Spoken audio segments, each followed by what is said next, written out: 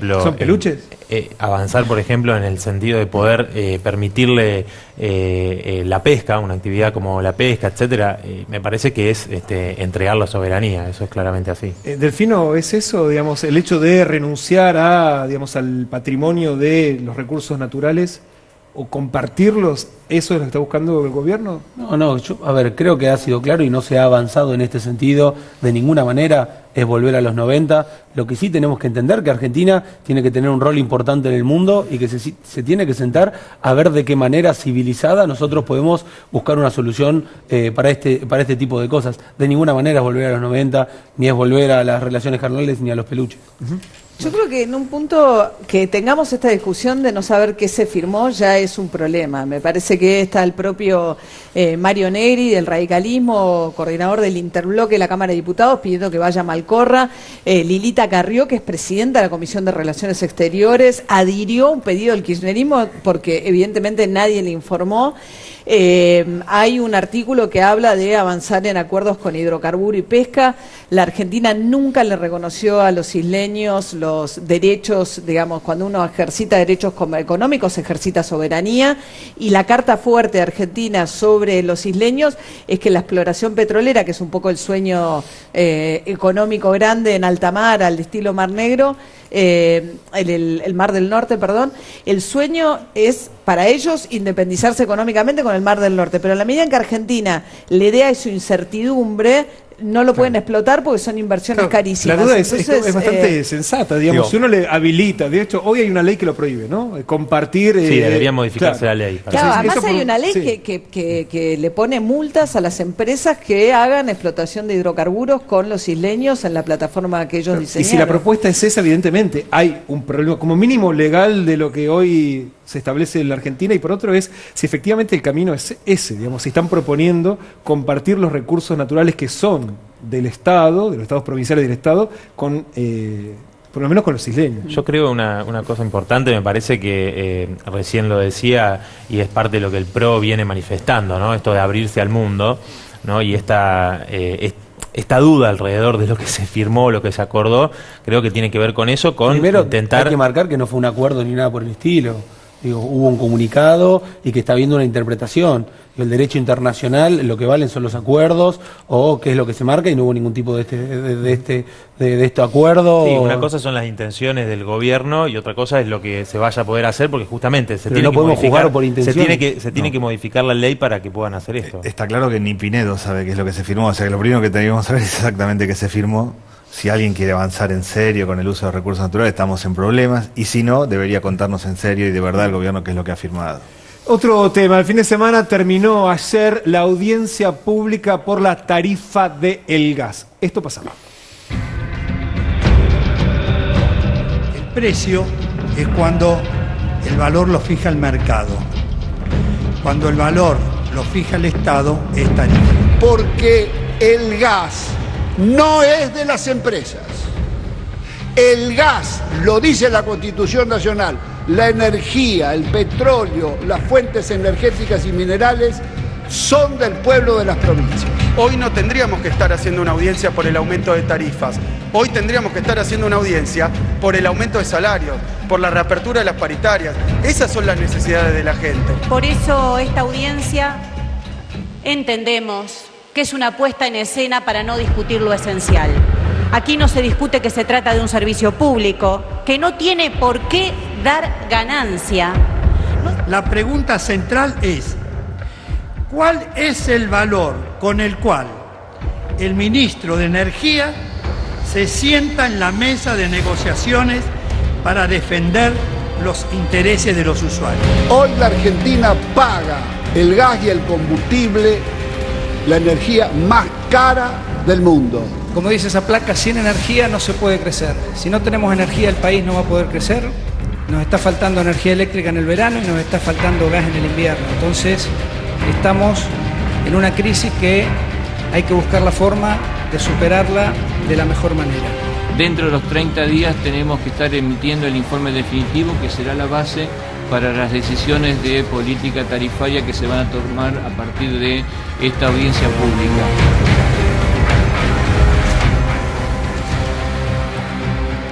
Cecilia, entre otras cosas, ¿me dolarizaron la tarifa del gas?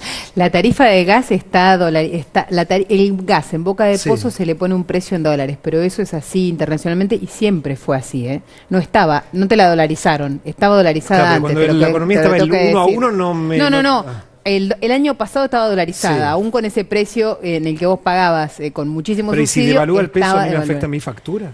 Y sí, te va a afectar tu factura, claro. Va a aumentar por la devaluación y va a aumentar por el movimiento del dólar. Es lo mismo que pasa con los combustibles, con la nafta. Viste que tenés esa discusión en la que si hay inflación, sube la nafta. Si hay devaluación, sube la nafta. ¿Y cuándo baja? Los empresarios ya están pidiendo un dólar de 18, ¿no? Bueno. Sí, claro, obvio. Pero... bueno, es que claro, el año que viene con el presupuesto a 18 más los aumentos semestrales, tenés doble aumento, vas a tener doble aumento por las dos vías. También es cierto que me parece que ese acuerdo claramente con una devaluación que va por encima de lo que está pautado en el presupuesto explota claramente, ¿no? Y no se puede aplicar. De todas maneras, hay algunas cosas que va a cambiar de lo que había anunciado el gobierno después de la audiencia pública. Básicamente, la más importante y la que más se está consolidando, un tope al aumento de las tarifas a las pymes, que algo que no aparecía hasta ahora va a ser por lo menos la mitad de lo que habían dicho anteriormente, 250% el aumento tope para las pequeñas y medianas empresas. Ahora, de lo que se resolvió, o al menos de lo que anunció el gobierno, todavía no sabemos exactamente la letra chica de cómo van a quedar las tarifas, pero ¿es para preocuparse o ya está la gradualidad que se reclamaba? Yo lo que creo es que estuvimos también en la audiencia, allí veíamos a mi compañera Miriam Bregman. Nosotros lo que pensamos es que este aumento que plantean como que ahora va a ser alrededor del 200%, si uno piensa lo que han presentado a 3 años, va a ser del 1200%, es decir, va a haber un aumento cada 6 meses. Eso es lo que ha pautado el gobierno. Digo, por supuesto que ahora no hay tope, por lo tanto, si sucede lo mismo que sucedió este año, es decir, si se consume más gas el año que viene, el aumento puede ser mucho mayor a lo que estipula el gobierno. La garantía del bolsillo de hoy, que si consumís de más tenés un tope, el año que viene no va a funcionar. No, y aparte hay una cuestión acá central, es que esto le está llegando a bolsillos que ya están vacíos. No es que acá no pasó nada y de golpe hay un tarifazo. Hubo inflación, hubo un proceso de pérdida de ingresos muy fuerte y sobre esa base arrancamos con el 200% y de ahí va subiendo. Le estás subiendo los costos fijos a familias que ya la tienen complicada. Hay que contar el aumento de la luz, el aumento del agua, el aumento de todos los precios y los salarios que realmente aumentaron muy poco. A ver, primero plantear por qué se hace la audiencia pública. El gobierno acata la resolución, el fallo de la Corte, había media biblioteca que decía que hacía falta la audiencia, la otra no, el gobierno la acata y, a ver, no hace ningún juicio de valor sobre el Poder Judicial, sobre la Corte Suprema. ¿Cómo se da la audiencia? No acatar un fallo de la Corte, digamos, la biblioteca termina de resolverse una vez que falla la Corte. Pero venimos de 12 años que cuando había un fallo que no nos gustaba, decíamos que eran destituyentes, que iban en contra de la soberanía del pueblo y demás. Digo, acá naturalmente se acató, se hizo una audiencia pública, participaron más de 300 personas. Dejaron a 1000 personas afuera en la audiencia pública, pero había una de manera arbitraria. No, pero a ver. Y Aranguren mucha escuchó gente que me 29 horas. encontró en la puerta, en la puerta. Nosotros nos movilizamos y vino a decirme, me dejaron afuera, no sé por qué, vengo de Carlos Paz, soy de defensa del consumidor, o sea, gente... ¿estaba inscrito para hablar? Sí, estaba un ministro que escuchó 30 mucha gente, horas, un diputado, Raúl Godoy, que además de ser diputado, obrero de la fábrica Sanón, una fábrica recuperada que le llegó el tarifazo, estaba inscripto y lo dejaron afuera en forma arbitraria completamente. Digo, eso que vos decís de la audiencia... 30 horas estuvo el ministro. Escuchame, las audiencias, ustedes militarizaron las audiencias y además no es vinculante la audiencia. A ver, digo, tengamos en una cuenta connotación muy fuerte militarizada. Que encima, sí, digo, a ver, creo en todo el país, reprimieron en Neuquén, hubo represión en Neuquén. Creo que se está haciendo un gran... El otro día yo lo planteaba, se está haciendo demasiado uso político con un tema muy sensible que nosotros sabemos que es un tema difícil y sabemos que este sinceramiento impacta en el bolsillo de la gente, pero yo digo, yo en mi rol de subsecretario que recorro todo el país, y digo, la semana pasada estaba en Catamarca. Pero vos escuchaste en la audiencia lo que dijeron las empresas distribuidoras y transportadoras. Pero me dejar... ¿Cómo se ubicaron como las víctimas de todo el entramado tarifario? No, yo lo que creo es que debemos sincerar las tarifas para tener la inversión necesaria para que Argentina vuelva a tener energía y que nosotros podamos crecer, vengan las inversiones, nos podamos desarrollar como país.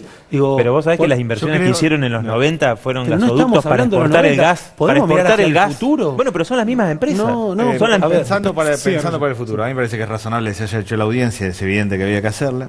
Es evidente que no queda claro cuál es la estructura de costos y cómo arrancamos con el gas en boca de pozo y de ahí a dónde derivamos. Es evidente que va a ir subiendo y que se van a ir complicando las situaciones. Es bueno que el gobierno haya hecho la audiencia porque lo tenía que hacer. Ahora hay que discutir en serio para adelante sobre qué base vamos a trabajar, cuál es el costo que tiene una familia, pero es de verdad. Y estamos arrancando en un proceso de empobrecimiento general de la Argentina. Sobre esa base estamos metiendo un primer tarifazo que va a tener otras etapas. Hablando sobre el destino, comenzamos el programa con una frase de Macri sobre que iba hacia otro 2001. También Mauricio Macri, en una entrevista que dio en las últimas horas en Estados Unidos, habló sobre Venezuela. Y esto dijo el presidente de la Nación, dice, es un desastre, no puedo entender cómo algunas personas pueden decir que en Venezuela se practica la democracia. Eso no es democracia. Nos acompaña Modesto Guerrero, que es periodista y escritor venezolano. ¿Coincide, Modesto, gracias por venir, con la descripción que hace el presidente Macri? El problema no es coincidir o no coincidir, porque eso sería un estado de opinión. Es que él no puede demostrar lo que dice, y ahí entonces salimos del estado de opinión a otra cosa. Él puede opinar que está a favor de Leopoldo López y otros presos que protagonizaron una insurrección violentísima con 64 muertos en el año 2014. Es su derecho. Lo que no puede demostrar es que en Venezuela no funcionen las instituciones democráticas. Tampoco se puede demostrar que funcionan a la perfección, que me muestre un solo país del planeta donde funcionen. En Venezuela funcionan como funcionan en muchos otros países. El asunto es que Macri funciona por ignorancia, funciona por despropósitos conceptuales. Entonces, para él lo que es democracia no es democracia practicable en ningún lugar, que es lo que está haciendo de una manera distinta en el caso argentino o en el escenario argentino. Entonces, tiene que demostrar primero que no hay democracia. Luego es contradictorio. Las razones de la declaración de los 4 presidentes y estados del Mercosur para expulsar en forma fáctica a Venezuela. Sí, le quitaron la presidencia pro tempore. Expulsión fáctica se llama eso en una corriente del derecho.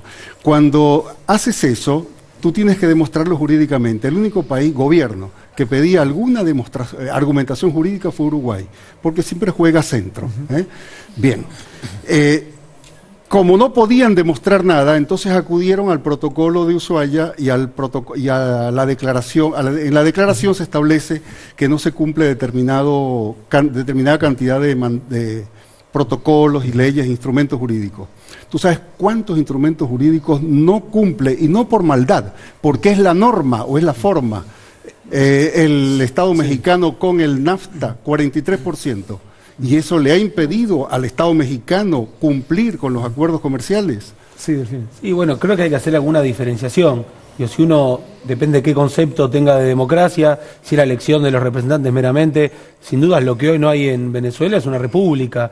Cuando uno ve que hay líderes de la oposición que están presos y no pueden manifestarse, que tenés un montón de medios cooptados, que se están llevando adelante muchos procesos... Bueno, si está preso no puede manifestarse. ¿Cómo? ¿No te parece de perogrullo?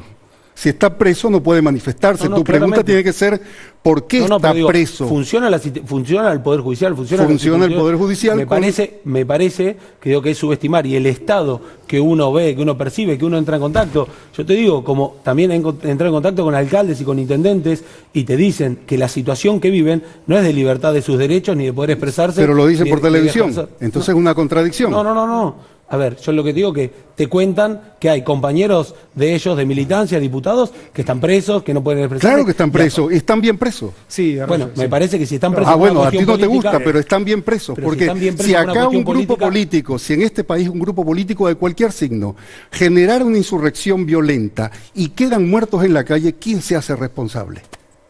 Pero estamos hablando del amplio arco de... No, ningún amplio arco. Un grupo político llamado Voluntad Popular y otro grupo político llamado Súmate. ¿Quién se hace responsable?